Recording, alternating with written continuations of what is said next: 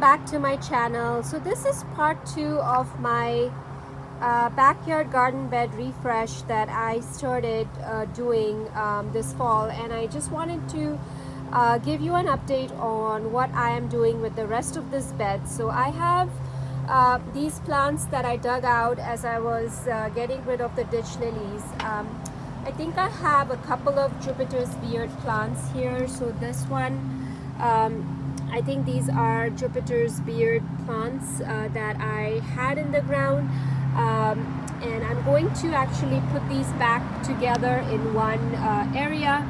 And then I also had some of these peacock orchid lilies, which I am going to also plant back.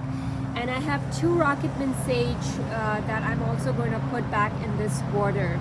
So once I put these plants in the ground, I will let you know what they look like and how they look in this area, and what this garden bed ultimately looks like. So let me get these plants in the ground and I will show you what this area looks like in more detail. So here it is. I have officially completed this bed for fall of 2021. The ditch lilies are out, and I'll show you what remains in this bed. So I had planted this pinky winky hydrangea earlier. I think it was sometime in September, and it's doing well here, and I'm hoping that it takes over and it becomes a nice grounding shrub for this area. In front of it, I have some autumn joy sedums that I transplanted from my front yard over here. It's going to take them some time to fill in and become individual plants, but I think once they fill in, it'll look really nice in this spot. I also have a couple of just common hostas here, which I am okay to move if they don't do so well in this location, but they're good for now. They are growing, and they were bulbs that I got in the spring that I put in here, and they're doing well. And then in front here, I have some geranium that I also transplanted from my front bed in here, and it's doing well, and I'm hoping that it spreads out here and it just offers like a low ground cover amongst all these other plants here. So what I did was, this is the Ginger Wine Ninebark that I planted in this spot, and what I did was I planted 2 Russian sage, rocketman Russian sage in front of it, because I kind of want it to intermingle and become this one giant presence of Russian sage. So because this area is quite a bit in the back of my yard, it's not quite visible all the way when I'm sitting on my patio. So when things are in a big flush of color, they will be a lot more prominent when they are far away. So I'm hoping these Russian sage grow. I think they will be about 3 feet tall, and they do stand on upright stems and will offer like a nice color in the front of this bed here. What I also did was I moved all of these orchid lily, peacock lilies in one spot here so that it looks a lot more neater, and hoping it will form a clump here and be a good resident in this bed. So yeah, so these are fairly easy to plant. They do have just like a bulb, and they're quite shallow, so it's easier for me to dig these in with all the roots that I have here. And then I also had a couple of Jupiter's beard plants, which I just randomly picked up earlier in spring, and I planted in this bed, but they haven't really flowered this year. So I moved these 2 plants in the front of the border. I'm going to keep an eye on this for next year and see how they do. And if they don't do anything or don't flower, I'm just going to pull them out of this bed and see what else I can do with them. And plant something else in the front here to add color. So in the back here is the Dappled Willow that I planted.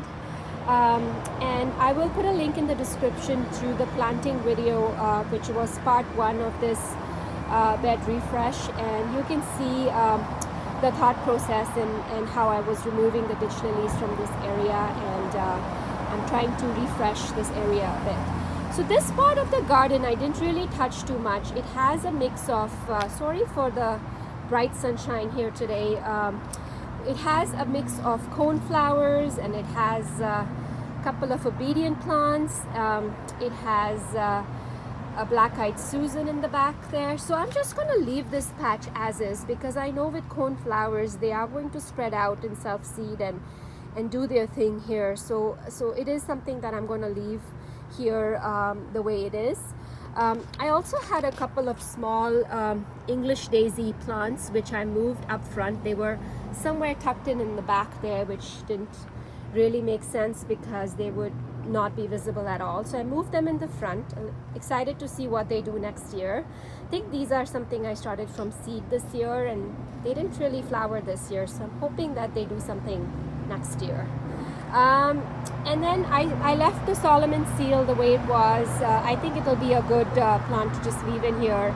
If it wants to pop up in different sections and do its thing, I will leave it here for now. Maybe I will move it into a more shadier area in the future, but I think for now it's okay there, and also it will get a lot of shade once these other plants start growing.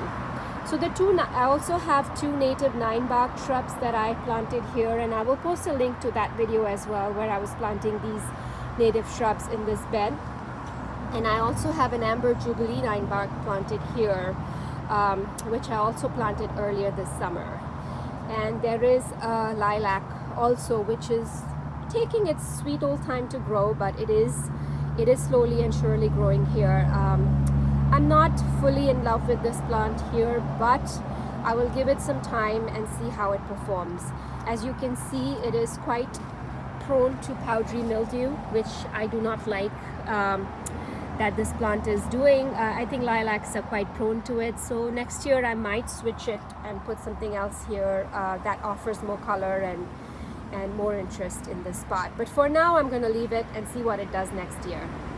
The other plant that I have in the back is a rose of Sharon, which I think I'm going to leave and see how it performs next year. And it's just going to fill up this spot and probably go above the fence eventually.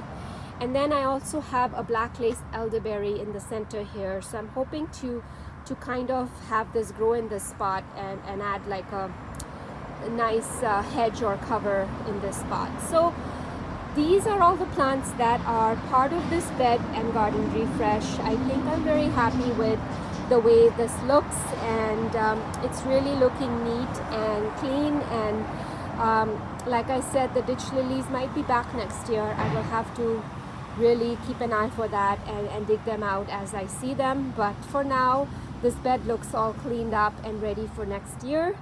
I don't think I'm going to pop in any more plants in here. What I might add is some daffodil bulbs. That's the plan, and when I plant my daffodil bulbs, I will show you how I'm doing that in the upcoming videos. So thanks very much for watching this video and following me on this journey of refreshing this garden bed. If you have any suggestion and any comments, please do leave them in the comment box below, and subscribe to my channel for more updates.